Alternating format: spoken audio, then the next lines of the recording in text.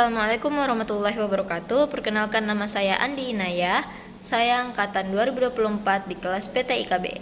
Di sini saya akan memaparkan hasil dari tugas individu saya, yakni membuat kesimpulan dari materi aturan penarikan kesimpulan matematika diskrit. Yang ini, guys. Jadi langsung saja hasil yang saya dapatkan yakni aturan penarikan kesimpulan yang berfungsi untuk menentukan validitas atau kebenaran suatu argumen dengan menerapkan prinsip logika yang sistematis. Dalam logika dan penalaran, aturan ini digunakan untuk menyimpulkan pernyataan baru berdasarkan premis-premis yang telah diberikan. Aturan penarikan kesimpulan yang saya dapatkan terdiri dari 9 aturan, yakni yang pertama ada modus ponens, yang kedua modus tollens, yang ketiga itu silogisme, yang keempat kategorik silogisme, yang kelima silogisme hipotetik, yang keenam silogisme disjungtif, yang ketujuh konstruktif dilema, yang kedelapan destruktif dilema, dan kesembilan addition. Langsung saja di sini saya menyimpulkan 9 dari poin aturan tersebut. Yang pertama itu modus ponens yang konsepnya, definisinya di sini jika sebuah pernyataan bersyarat benar dan bagian antesedennya benar, maka konsekuensinya juga harus benar. Rumusnya yakni implikasi, premis, dan kesimpulan, yang dimana P diimplikasikan dengan Q dan premisnya itu P, jadi kesimpulannya itu Q. Yang berikutnya, yang kedua itu modus tollens. Di sini pernyataan konsepnya itu jika sebuah pernyataan bersyarat benar tetapi konsekuensinya salah, maka antesedennya juga harus salah.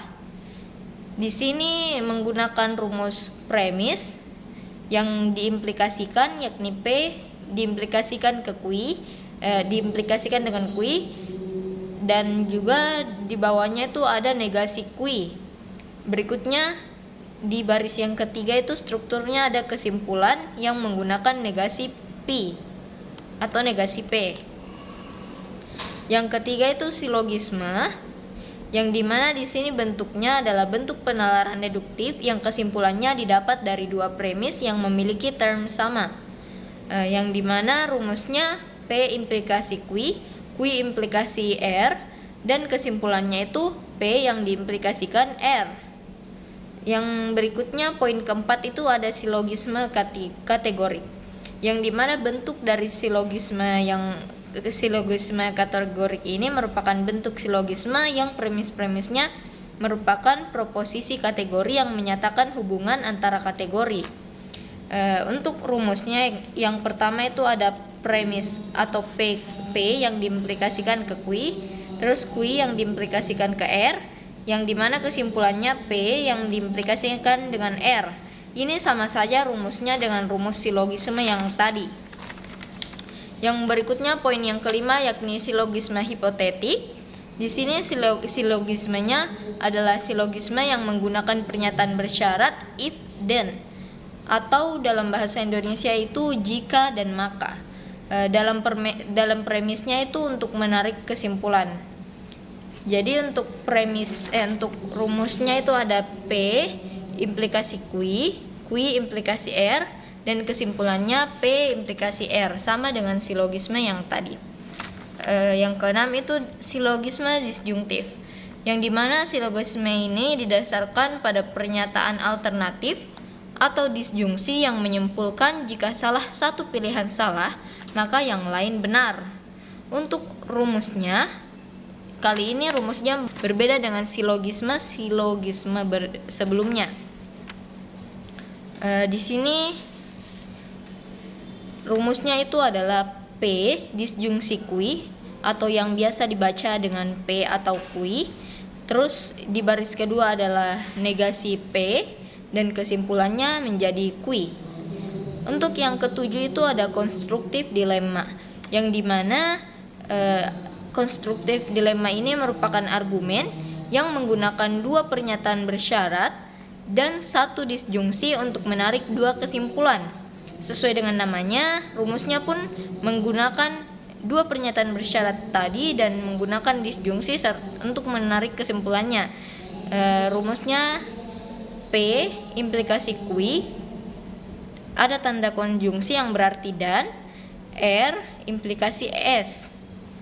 Di baris keduanya yaitu disjungsinya P atau Q, atau biasa juga disebut P disjungsi dari Q. Yang ketiga itu kesimpulannya Q atau S. Ini juga menggunakan disjungsi. Bedanya di sini menggunakan variabel Q dan S, sedangkan yang di atas menggunakan variabel P atau Q. Berikutnya destruktif dilema. Argumen yang menghilangkan kedua konsekuensi dari dua pernyataan bersyarat dengan menunjukkan bahwa salah satu premisnya tidak terjadi. Yang dimana rumusnya ini P implikasi Q, sama juga menggunakan konjungsi, Di sini menggunakan konjungsi atau yang biasa disebut dan, R implikasi S. Untuk baris yang kedua di sini menggunakan disjungsi negasi Q atau negasi S. Untuk baris ketiga yakni kesimpulan menggunakan negasi P atau negasi R. Dan yang terakhir yakni addition. Addition itu merupakan aturan yang memungkinkan menambahkan proposisi baru ke dalam suatu pernyataan yang sudah ada tanpa mengubah kebenarannya. Di sini hanya menggunakan dua rumus. Yang pertama ada premis dan yang kedua itu kesimpulan. Kesimpulannya itu P atau Q.